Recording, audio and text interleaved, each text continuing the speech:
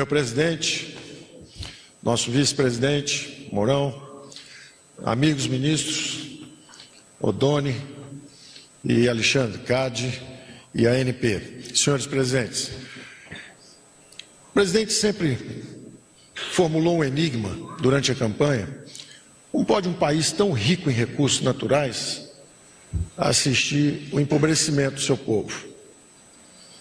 Era uma pergunta que eu, como economista também, 30 anos atrás, perguntava. À época, o fenômeno era o Japão. O presidente hoje pergunta normalmente comparando com Israel. Deserto, sem recursos naturais, sem nada, e olha tudo que eles conseguem ter.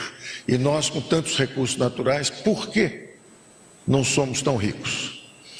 Eu, 30, 40 anos atrás, professor de economia, usava como exemplo o Japão. O Japão estava crescendo. O Brasil tinha desacelerado. Durante muitas décadas cresceu mais do que o Japão, mais do que a China, mais do que a Coreia. Mas depois o Brasil começou a desacelerar, perdeu capacidade de crescimento e o Japão continuou.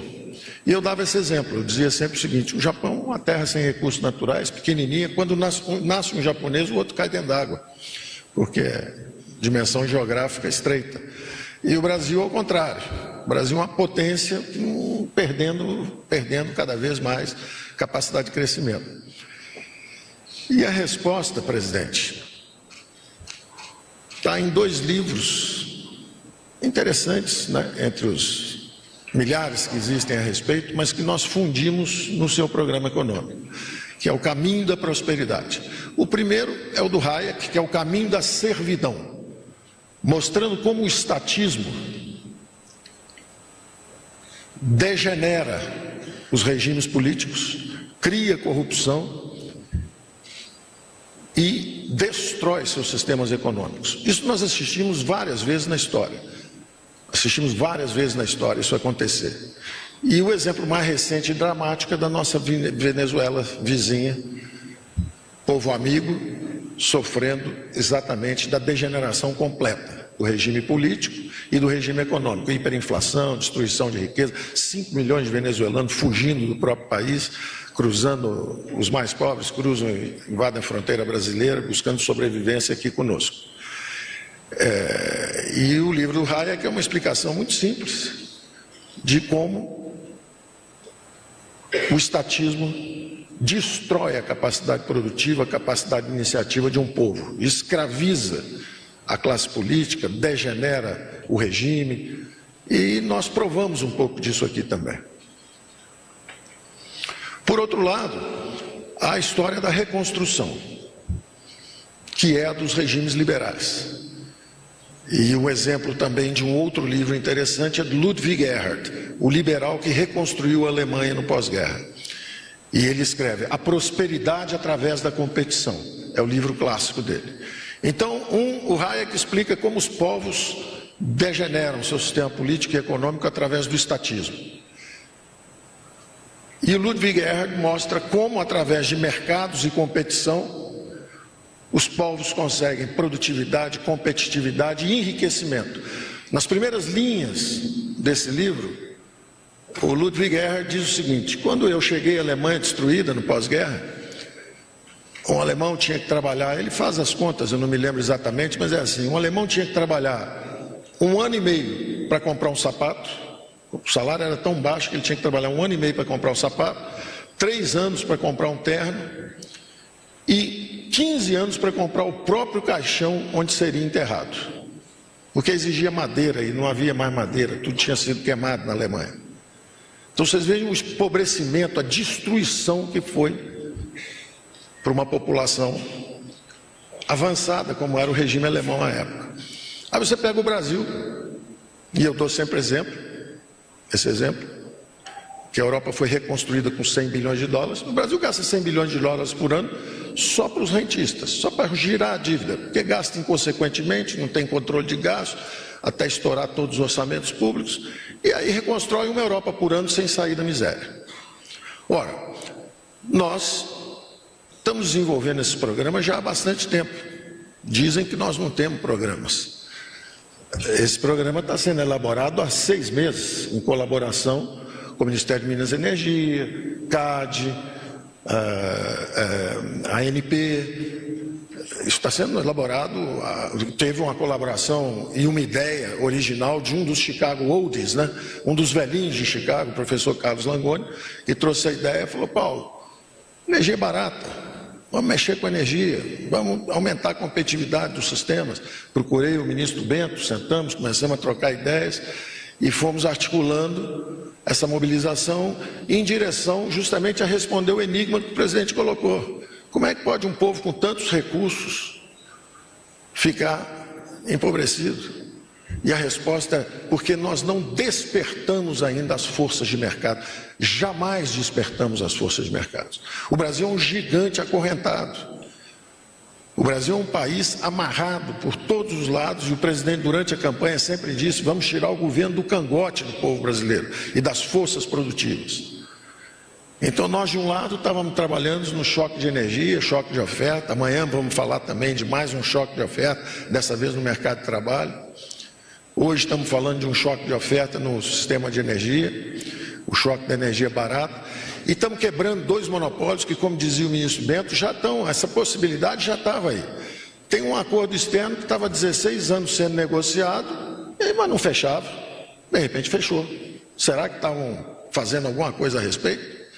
Tem também 20 anos que já estão dadas as condições para quebrar esse monopólio, mas ninguém quebrava. Será que alguma coisa aconteceu? E eu quero agradecer ao presidente Bolsonaro, porque ele permitiu esse alinhamento de astros que tornam as coisas possíveis. Porque quando o presidente deixa que o presidente da Petrobras, que o presidente da ANP, que o ministro da Minas e Energia, que o ministro da Economia possam se articular numa orquestra, possam tocar a mesma música, em vez de representando interesses corporativos, onde eu sempre digo que são 200 milhões de brasileiros atendidos por 4 empreiteiras, 4 bancos, uma produtora e distribuidora de gás, por acaso pública, mas é uma. Não há surpresa em por que o povo brasileiro segue empobrecido. São poucos produtores, mercados cartelizados, preços caros, ainda por cima uma chuva de impostos, sobra o quê? Sobra pouco.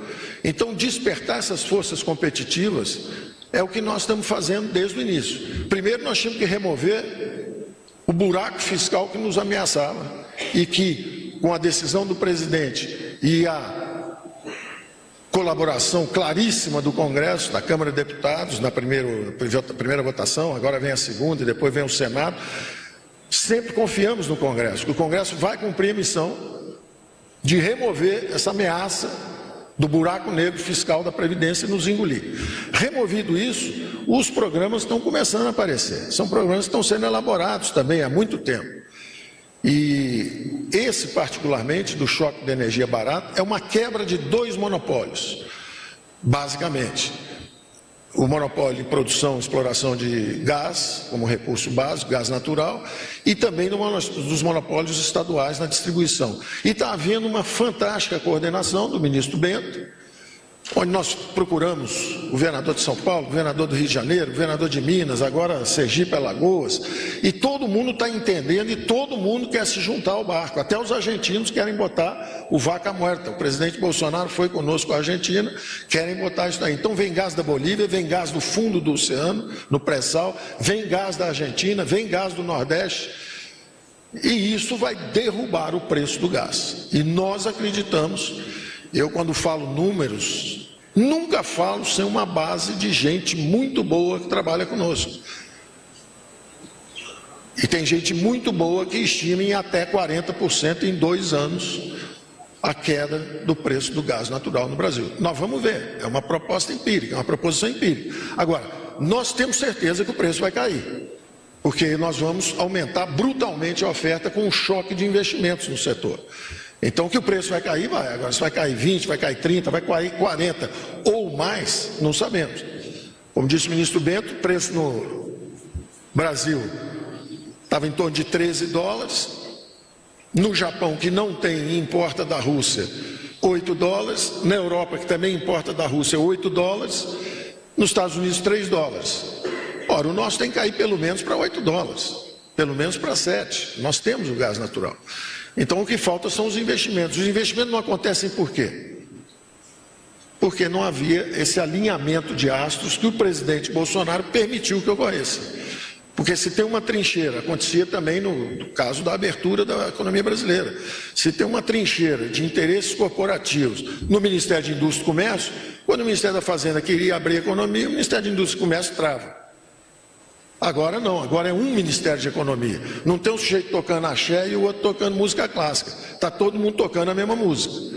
E as coisas começam a acontecer. Então os programas existem, os programas estão saindo do papel. Eu agradeço muito ao presidente Bolsonaro por essa oportunidade que nos dá de transformar o Brasil e de colocar as forças de uma economia de mercado a serviço da prosperidade do povo brasileiro.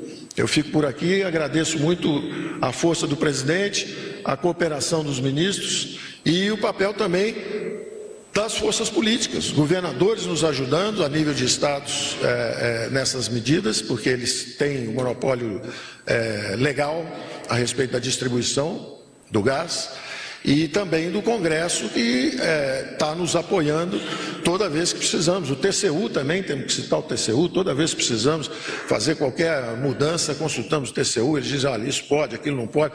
Então tem uma engrenagem, eu acredito fortemente nas duas coisas que são os pilares da civilização ocidental: a democracia e os mercados, a ordem e o progresso. A ordem é uma ordem democrática, é a nossa capacidade de nos organizar como nação, em vez de servirmos a interesses menores.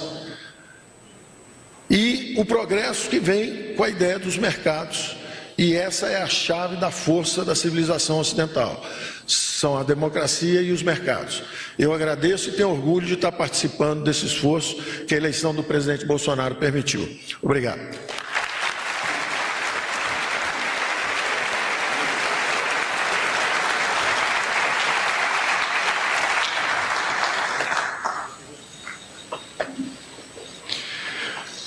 Neste momento, o presidente da República assina o decreto que institui o Comitê de Monitoramento da Abertura do Mercado de Gás Natural.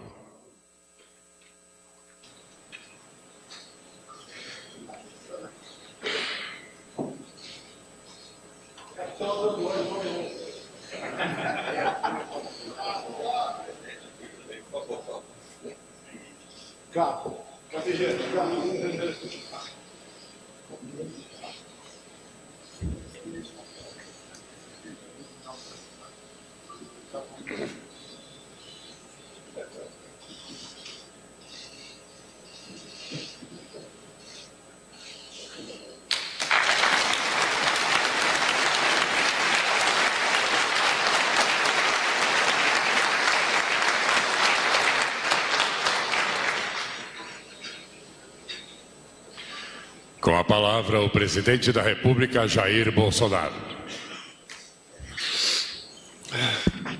Meus senhores, minhas senhoras, boa tarde. Me permita mais uma vez falar com o coração. Porque o Brasil começa a dar certo. Porque, graças a Deus,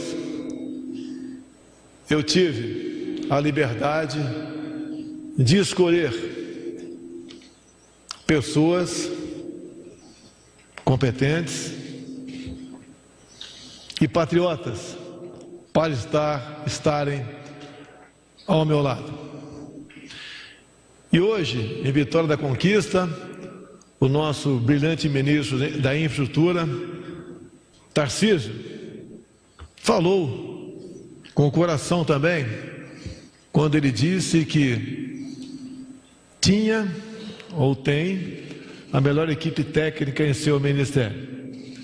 Eu lhe respondi, dentro da toda liberdade que nós temos, que concordava com ele, mas ele só pôde falar isso porque eu dele toda a liberdade para escolher aqueles técnicos que o ajudariam a chegar ao local em que ele tinha chegado.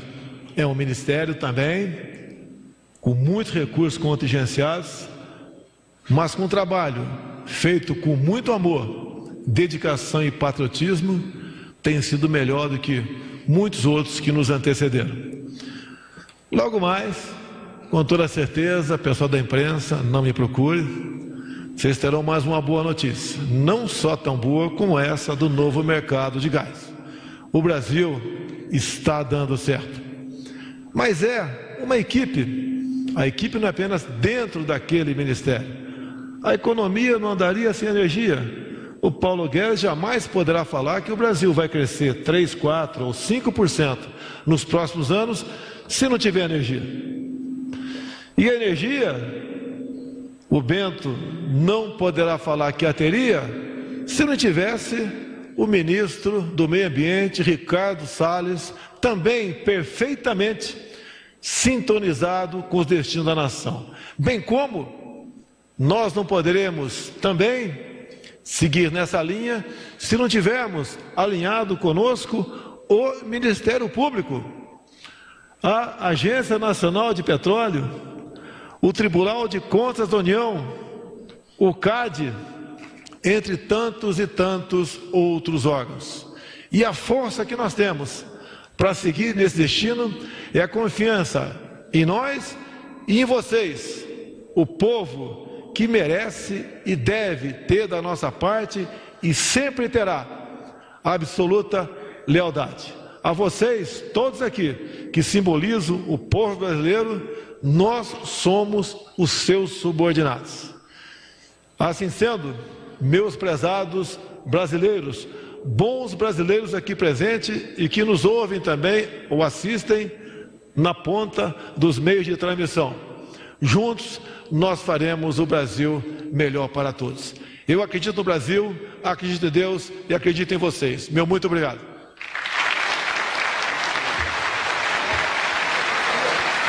Está encerrada esta cerimônia.